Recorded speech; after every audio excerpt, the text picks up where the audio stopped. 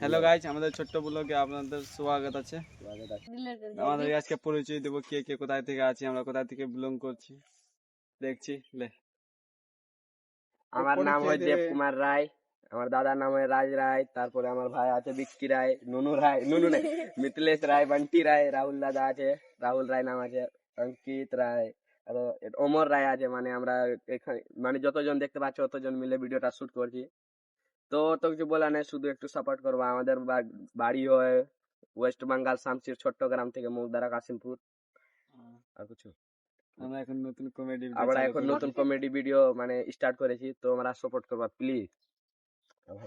চ্যানেলের নাম হলো বাঙালি কমেডি বয়। প্লিজ তোমরা সাবস্ক্রাইব আর লাইক শেয়ার করবা ভিডিও।